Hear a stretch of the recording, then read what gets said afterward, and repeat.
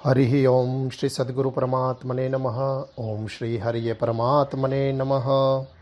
नमस्कार और आपके सर चरणों में वंदन करता हुआ मैं शास्त्र सेवक नाथबाल नीला भगत आप सभी का हृदयपूर्वक वैदिक सिद्धि यूट्यूब चैनल और राम कथा रामचरित मानस के छठे विश्राम की कथा में हार्दिक स्वागत करता हूँ। आप सभी भक्तजन को विदित है कि यह जो हमारी कथा है, यह कथा का जो भाव है, केंद्र बिंदु है, वह यह है कि अभी पृथ्वी सृष्टि और जीव मात्र जिस महामारी के संकट से गुजर रहे हैं, उनमें से जल्दी मुक्ति मिले और सबकी रोग प्रतिकारक शक्ति इतनी मजबूत हो कि जो दवाइयाँ हैं उनके साथ साथ रोग प्रतिकारक शक्ति से ही जो कोई भी रोग हो उनसे हर कोई जीव मात्र मुक्त हो पाए। तो तुलसीदास जी ने यह बहुत एक सुंदर चौपाई की रचना की है कि राम राज्य में तीनों प्रकार के ताप व्याप्ते नहीं है। तो इस पंक्ति का हम एक बार गायन करके कथा गंगा को आगे बढ़ाएंगे। मेरे साथ साथ गाइएगा। दैहिक दैविक भौतिक तापा, राम राज नहीं काहू ही व्यापा। सब नर करहि परस्पर प्रीति, चलहि स्वधर्म निरत श्रुति नीति। यह पंक्ति में तुलसीदास जी बताते हैं कि राम राज्य जब स्थापित हो गया तो राम राज्य में तीनों प्रकार के ताप कभी व्याप्ते नहीं है। आधिदैविक, आधिभौतिक और आध्यात्मिक, ये तीनों प्रकार के ताप कभी नहीं व्याप्ते। तो भगवान के चरणों में प्रार्थना करते हैं कि हमारे हृदय में भी राम राज्य की स्थापना हो, हम भी इन तीन तापों से मुक्त हो और फिर से जीव मात्रा की रोग प्रतिकारक शक्ति बढ़े, उसके लिए प्रार्थना करके कथा गंगा में स्नान करते हैं। शंकर भगवान पार्वती जी को कथा कह रहे थे। यह बात भारद्वाज मुनि याज्ञवल्क्य जी से सुन रहे थे। याज्ञवल्क्य जी भारद्वाज जी को कथा कह रहे थे और उस कथा के अंदर दूसरी कथा शिवजी और पार्वती की जी आती है कि शंकर भगवान पार्वती जी को कथा कह रहे हैं। अब भगवान के अवतार की जो कथा है, भगवान के अवतार का कारण क्या है, तो यह एक और जो कारण है वो प्रताप भानु नाम के राजा की कथा है। तुलसीदास जी लिखते हैं कि कई देश जहाँ से माता कई थी, वह कई देश में सत्यकेतु नाम का एक राजा रहता था जो काफ़ी सीलवान और बलवान था। उनका जो बड़ा बेटा था उनका नाम प्रताप भानु था, छोटे बेटे का नाम अरिमर्दन था और नाम के हिसाब से ही गुण थे कि अरि शत्रु का मर्दन करने वाला। तो समय आते सत्यकेतु ने अपना राजपाट छोड़ के भगवान का नाम स्मरण करने के लिए राजपाट छोड़ के चले गए और अपना जो राज्य है वो अपने बड़े बेटे प्रताप भानु को दे के चले गए। अब यह जो प्रताप भानु राजा है, उनके सचिव थे मंत्री, महामंत्री, जिनका नाम धर्मरुचि था। ये धर्मरुचि जो थे वो महामंत्री होने के नाते राजा को अच्छी सलाह, अच्छे उपदेश, क्या बातें करनी, क्या करना, वो सब बताते रहते थे। अब प्रताप भानु राजा जो थे वो सबकी अच्छे से सेवा करते थे, अपने राज्य के सारे लोग हैं उन लोगों की, और विशेष करके गुरु, सूर, संत, ब्राह्मण, भक्तजन, सबको मान सम्मान देना, सबको धन दान देना, यह सारी चीज़ें किया करते थे। और यह सब करने के बावजूद भी उनका एक क्या निश्चय था, करई जे धर्म करम मन बानी। वासुदेव अर्पित नृप ज्ञानी। सारी चीज़ें वासुदेव के चरणों में अर्पण करके सब किया करते थे। गीता में भगवान कृष्ण ने जो बताया है निष्काम कर्मयोग, ऐसा जीवन अच्छे से प्रताप भानु जीते थे। फिर प्रताप भानु ने क्या किया कि आसपास के जो राज्य है, जो भी राजा है, वहाँ पे युद्ध कर करके अपना राज्य बढ़ा दिया। जिसको बोलते हैं कि त्रिभुवन के वो राजा हो गए। उस तरह से उनका राज्य बढ़ गया था।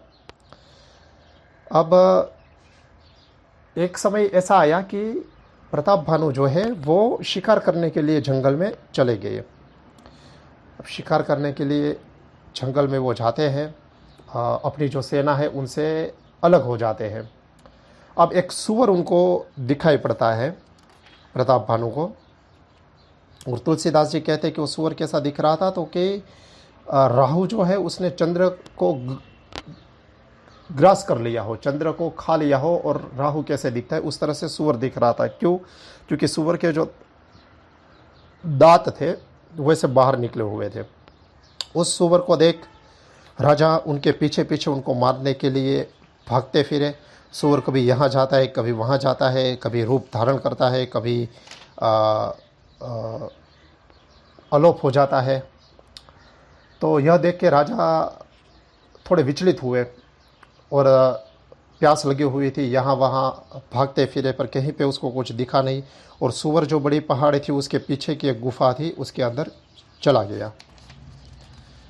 अब राजा तरस से व्याकुल थोड़े आगे गए, वहाँ पे राजा को एक आश्रम दिखा। अब वह आश्रम देख के राजा को थोड़ा आनंद का अनुभव हुआ, थोड़ी शांति हुई कि चलो यहाँ पे मेरी प्यास बुझेगी। अब आश्रम में गए तो वहाँ पे उसको एक मुनि दिखे। राजा ने उसको नमस्कार वंदन किया, पर प्रताप भानु राजा को पता नहीं था कि यह जो मुनि है, यह मुनि कपट वेश वाले मुनि है, कपटी है। ये सही में कोई ऋषि मुनि संत महात्मा या मुनि नहीं है। मुनि ने उनके बारे में पूछा तो राजा ने भी अपना प्रताप भानु नाम नहीं बताया। राजा ने कहा कि मैं प्रताप भानु राजा का मंत्री हूँ, यहाँ रास्ता भूल गया हूँ, जंगल में आया हुआ हूँ। पर ये कपट वेश वाला जो मुनि था वो ये प्रताप भानु राजा से ही हारा हुआ एक राजा था, और डर के मारे जंगल में एक कपटी मुनि के वेश में रहता था। तो मन ही मन वो हंसा कि ये झूठ बोल रहा है, पर ठीक है। अब ये जो कपटी मुनि था उसने अच्छी अच्छी बातें राजा को बताना शुरू की कि मैं परम वैरागी हूँ, सारी दुनिया सृष्टि की उत्पत्ति कैसे होती है, अंत कैसे होता है, भगवान का वर्णन, ऐसे सत्संग की सारी बातें करने लगा। तो उनकी बातें सुन के राजा को बहुत आनंद आया और उनके ऊपर उसका विश्वास बढ़ने लगा। फिर यह जो कपटी मुनि है वो राजा को बताता है कि मेरा नाम है एक तनु है। तो राजा ने पूछा एक तनु कैसे? तो बोले कि जब से सृष्टि की रचना हुई है तब से मैं ज़िंदा हूँ, यही मेरा शरीर है, यही शरीर से मैं अभी भी जीवन जी रहा हूँ।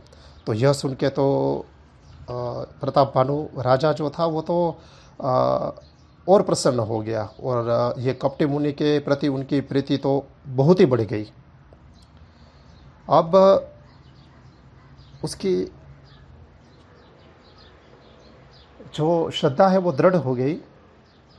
उसके बाद दोनों के बीच में बात चल रही थी, तब ये कपटी मुनि ने राजा को बताया कि आप झूठ बोले हो मुझसे कि आप उसके मंत्री हो, आप खुद प्रताप भानु राजा हो। तो यह सुन के तो प्रताप भानु राजा और प्रसन्न हो गए, और उनको तो ऐसे लगा कि इसके अलावा और कोई है ही नहीं कपटी मुनि के अलावा। ऐसे कपटी मुनि के चाहक प्रशंसक हो गए, उनके भक्त जैसे हो गए वो। अब कपटी मुनि को पता चला कि ये पूर्णतः मेरी बातों में आ गए हैं, इसलिए कपटी मुनि ने कहा कि आप थके हुए होंगे, आप विश्राम कीजिए, आज से तीसरे दिन में आपको आपके राजभवन में छोड़ दूंगा, आप चिंता मत कीजिए। और आपको आपका राज्य बढ़ाना हो, देवता भगवान की प्रसन्नता प्राप्त करनी हो, तो ब्राह्मणों को भोजन कराइए। तो तीसरे दिन मैं आपको छोड़ दूंगा, फिर मैं आऊँगा, खाना बाना मैं बनाऊंगा, आप ब्राह्मणों को भोजन करवाइए, वो आपको आशीर्वाद देंगे और उनसे आपके राज्य में वृद्धि होगी। तो यह सुन के तो प्रताप भानु बहुत खुश हो गया। फिर विश्वास था, श्रद्धा था, इसलिए सो गया, थका हुआ था, बहुत गहरी नींद आ गई प्रताप भानु राजा को। उसको सोता देख जो सुअर बना था वो कालकेतु राक्षस वहाँ पे आया। वो कपटी मुनि से उनकी बात हुई। तब कपटी मुनि ने कालकेतु राक्षस को बताया कि राजा को हम छोड़ देंगे तीसरे दिन वहाँ पे, और वहाँ जाके मैं खाना बनाऊँगा और वहाँ पे खाने में जहर डाल दूँगा, मांस डाल दूँगा, और ब्राह्मण लोग वो खाएंगे, पता चलेगा तो वो लोग इनको श्राप दे देंगे। तो ऐसी योजना की। अब दूसरा तीसरा दिन आया तो भानु प्रताप राजा को उनके राज्य में ये छोड़ के आ गए। भानु प्रताप राजा को पता नहीं चला। सुबह उठे तो देखा तो राजभवन में थे। वो बहुत प्रसन्न हुए, पर उनका मन कहीं लग नहीं रहा था। उनको मुनि की ही याद आ रही थी, कपटी मुनि की। तो राजा ने अपना घोड़ा तैयार किया और कपटी मुनि को मिलने के लिए चले गए जंगल में। वहाँ कहीं पे उसको देखा नहीं। वापस आए तब पुरोहित के रूप में वो कपटी मुनि आया। कपटी मुनि ने बताया था कि पुरोहित के रूप में मैं आऊँगा और आपसे कुछ कथाएं कहूँगा, उससे आप समझ जाना कि मैं यह मुनि हूँ जो आपको मिलने पुरोहित के रूप में आया हूँ।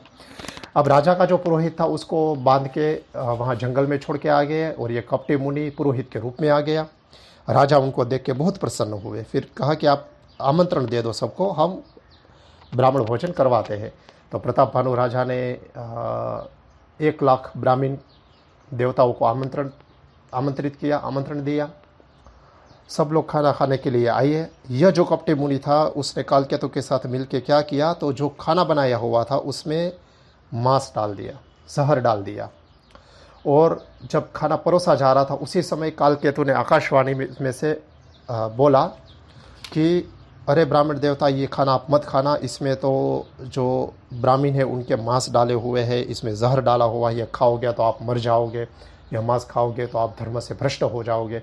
यह सुन के ब्राह्मण देवता जो थे वो खड़े हो गए और प्रताप भानु को श्राप दे दिया कि ब्रह्म भोजन, ब्राह्मण को भोजन में बुला के तुम जो न खाने वाली चीज़ें खिलाते हो और जहर डाल के सबको मारना चाहते हो, तो तुम्हारी बुद्धि है असुरी बुद्धि है, इसलिए तुम्हारा जन्म असुर कुल में होगा, ऐसे श्राप दे देते हैं। अब ब्राह्मण जैसे श्राप देते हैं उसी समय दूसरी एक आकाशवाणी होती है और वो आकाशवाणी में से ऐसा संदेश आता है कि अरे ब्राह्मण देवता, आपने गलती से इनको श्राप दे दिया, इसमें इनका कोई दोष नहीं था। अब यह सुन के ब्राह्मण लोग सोचते हैं कि अब जो ब्राह्मण ने श्राप दे दिया है वो श्राप किसी भी काल में असत्य नहीं होता, झूठा नहीं हो सकता, ऐसा है। तो प्रताप भानु को अब असुर कुल में जन्म लेना ही होगा। भक्तजनों, साधकजन, भाइयों बहनों, मैं यह बताना चाहता हूँ, यह मेरे हृदय से प्रकटे हुए मौलिक विचार है कि देखो, इसमें यह बात आ रही है कि प्रताप भानु का कोई दोष नहीं था, उसको श्राप लगा। पर आप देखिए कि उनके 1-2 दोष थे। पहला दोष तो यह था कि शिकार करने के लिए वो गए थे, ऐसा था, ठीक है। तो शिकार करना मतलब किसी जीव की हिंसा करना, किसी जीव को मारना, तो यह भाव ही उनका गलत था, वैसा था। तो यह भाव होना भी एक आसुरी वृत्ति ही बोली जा सकती है, वैसा है। तो यह कारण से ही वो कपटी मुनि से उनका मिलन हुआ और उनकी बातों में वो आ गए। और ब्रह्म भोजन में भले राजा ने ना मिलाया हो वो, पर ब्राह्मण को भोजन के लिए बुलाया और उनको खाना खिलाने के लिए बिठाया। तब कालकेतु ने आकाशवाणी की। तो संसार में यही है कि कर्म का फल में आप, हम सब लोग जीव मात्र कर्म का फल भुगतते हैं, ऐसा है। हमारे ही कर्म का फल हमें प्राप्त होता है। किसके ज़रिए प्राप्त हो वो सब निमित्त है। उनको हमें सिर्फ निमित्त देखना है। अगर हम कोई हमें सुख दे रहा है, कोई दुख दे रहा है, उनको निमित्त ना देख के उनको दोषी मानेंगे, उनका गुणगान करेंगे, तो हम फिर से एक नया कर्म का बंधन करेंगे। वैसा है गीता में, श्रीमद् भगवद गीता में कृष्ण भगवान बार बार यही चीज़ बताते हैं। वैसा है कि सबको तो निमित्त देख, अर्जुन तो अपने आप को भी निमित्त मान के यह युद्ध कर। तो अब ब्राह्मण देवता के जो श्राप है, वचन है, असत्य नहीं होते, तो उसके कारण क्या हुआ कि यह जो कपटी मुनि राजा था, उन्होंने क्या किया, सारे राजाओं को समाचार दे दिया कि प्रताप भानु राजा के श्राप मिला है, अब सब मिलके हम युद्ध करेंगे, हमला करेंगे। वहाँ पे सब आए, युद्ध किया। प्रताप भानु राजा के सारे सैनिक मरने लगे। प्रताप भानु अरिमर्दन वो भी जिंदा नहीं बचे, उनकी मृत्यु हुई। यहाँ पे प्रताप भानु राजा की जो कथा है पूर्ण होती है, और यहाँ से रावण, कुंभकर्ण और विभीषण, उनके जन्म की कथा शुरू होती है। अब जो प्रताप भानु राजा था, उनका जन्म रावण के तौर पे, प्रताप भानु राजा रावण बना, उनका छोटा भाई जो अरिमर्दन जिनका नाम था वो कुंभकर्ण बना, और प्रताप भानु राजा का जो सचिव था, मंत्री थे धर्मरुचि, वो परम विष्णु भगत विभीषण के रूप में उसने जन्म लिया, विभीषण। अब यह तीनों भाई का जो जन्म है वो असुर कुल में हुआ। भले ही उनके पिताजी ब्राह्मण थे, पुलत्स्य ऋषि, परंतु ये देखिए, ये भी कर्म के फल का ही भाग है, ऐसा है, ठीक है। और देखिए, कर्म का फल जब आने को होता है तब किसी की भी बुद्धि भ्रष्ट हो जाती है, जैसा लिखा हुआ होता है वैसा वह पाते हैं। अब आप देख लीजिए, प्रहलाद महाराज जो परम भक्त थे, उनका जन्म असुर कुल में हुआ था, तो असुर माता पिता थे, फिर भी वो भक्त हुए। और यहाँ पे पुलत्स्य ऋषि महान ऋषि थे, ब्राह्मण थे, पर उनके वहाँ ये रावण का जन्म हुआ, कुंभकर्ण का जन्म हुआ, ठीक है। तो वो अपने कर्म लेके आए थे, वैसा था। तो एज ए मदर फादर, माता पिता, हम अपने बच्चों का ख्याल रखते हैं, थोड़ी बहुत चिंता करते हैं, उसके लिए यह करते हैं। पर समझने वाली बात यह है कि बाहर से सारी चीज़ें किया करो, बट रामकृष्ण परमहंस जैसा बोला करते थे कि संसार में ऐसे रहो कि सबको लगे कि ये परम संसार ही है, पर हृदय से, अंदर से तो भगवान के साथ ही चित्त जुड़ा हुआ होना चाहिए। तो भक्त है, उसका चित्त भगवान से जुड़ा हुआ होना चाहिए। और जो यह शास्त्र तर्क से सोचते हैं, समझते हैं, उसको यह समझना चाहिए कि कर्म के हिसाब से सबको फल मिलेगा, कर्म के हिसाब से उनकी गति होगी। तो हमारे से जितना हो सके, माता पिता के तौर पे, भाई के तौर पे, जो भी हमारी ड्यूटीज़ है, जो भी हमारी जवाबदारी है, ठीक है, वो सारी चीज़ें हम करते रहें। पर उसमें इतने लीन ना हो जाए कि अगर कुछ आगे पीछे हो गया तो हम बहुत दुखी हो, और हम दुखी हो के दूसरों को भी दुखी करें। तो तीनों भाई ने अब खूब तप किया। तो तप करने के बाद ब्रह्मा जी प्रकट हुए, वरदान मांगने के लिए कहा। तो रावण ने वरदान मांगा, ब्रह्मा जी के साथ शंकर भगवान भी थे साथ में।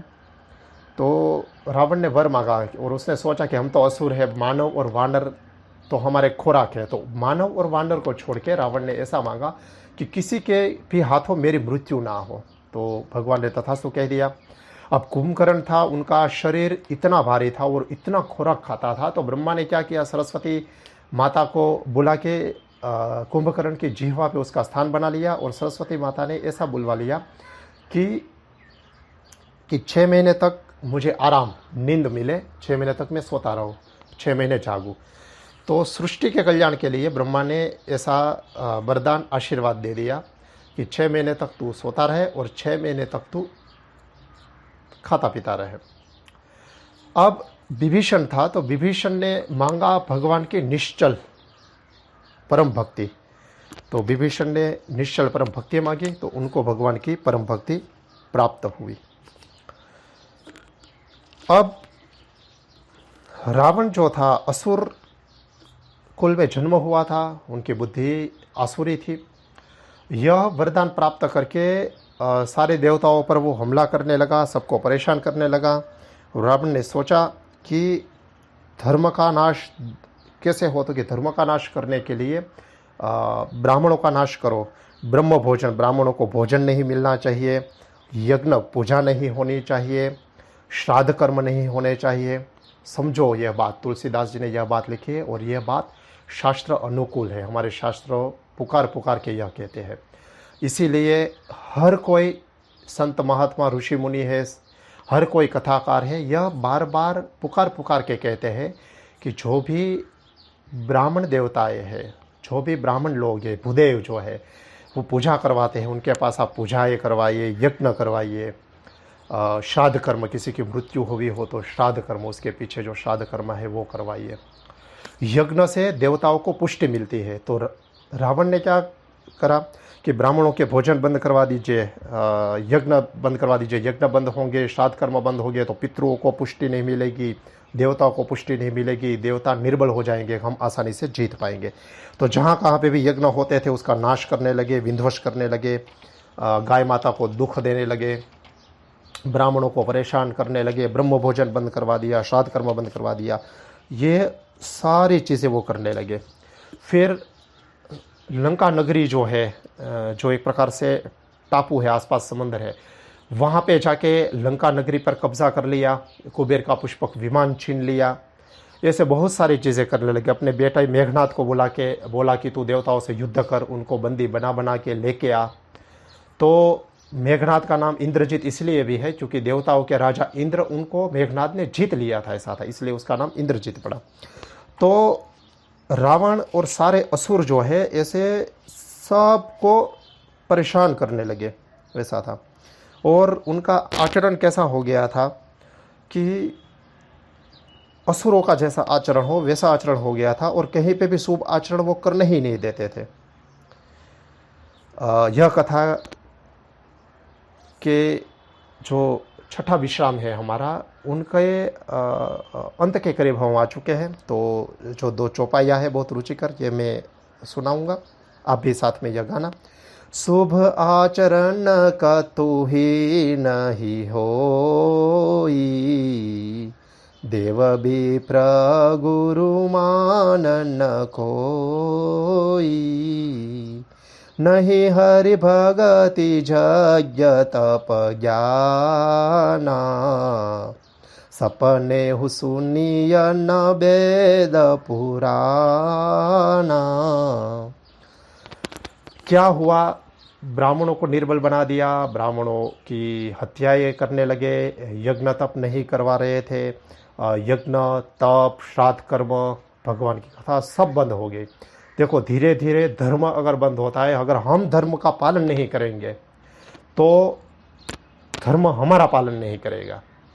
हमारा सनातन धर्म है, पुकार पुकार के कहता है कि धर्मो रक्षति रक्षितः, धर्म का रक्षण अगर हम करेंगे तो धर्म हमारा रक्षण करेगा, वैसा है। पहले भी मैंने बताया था कि आजकल जो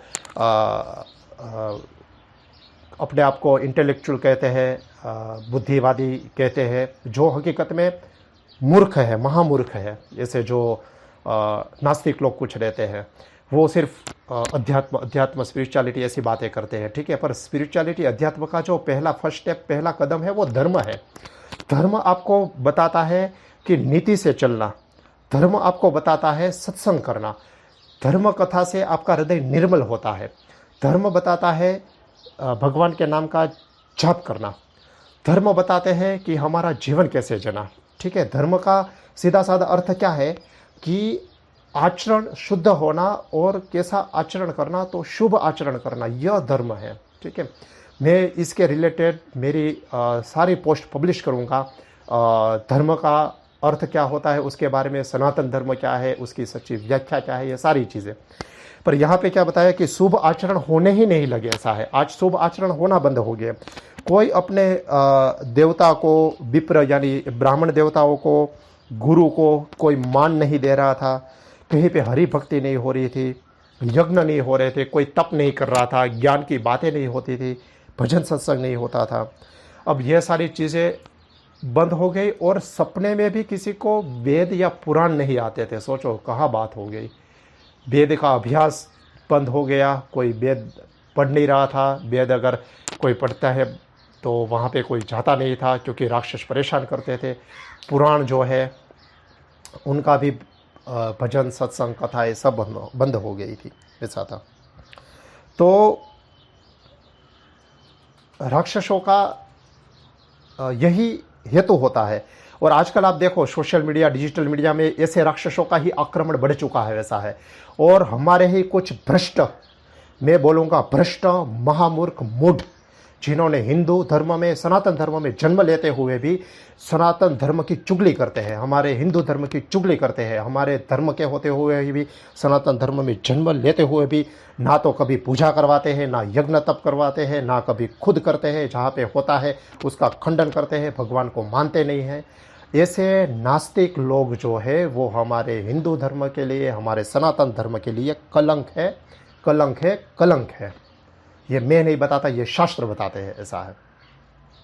शास्त्र में स्पष्ट तौर पे लिखा है कि जो धर्म का आचरण नहीं करता, जो अध्यात्म के रास्ते पे नहीं चलता, भगवान का नाम नहीं लेता, विचार शुभ नहीं होते, वे सब लोग असुर के समान है। उसकी बुद्धि विचार असुरी हो जाते हैं, वैसा है। और यह लोग जो धर्म का आचरण करते हैं, जो सत्य मार्ग पे चलते हैं, उनकी टीका निंदा करते हैं। हमें दूसरे लोगों से कोई खतरा नहीं है, कोई यह नहीं है, पर हमारे ही जो विधर्मी लोग हो जाते हैं उनसे बहुत बड़ा खतरा है, ऐसा है।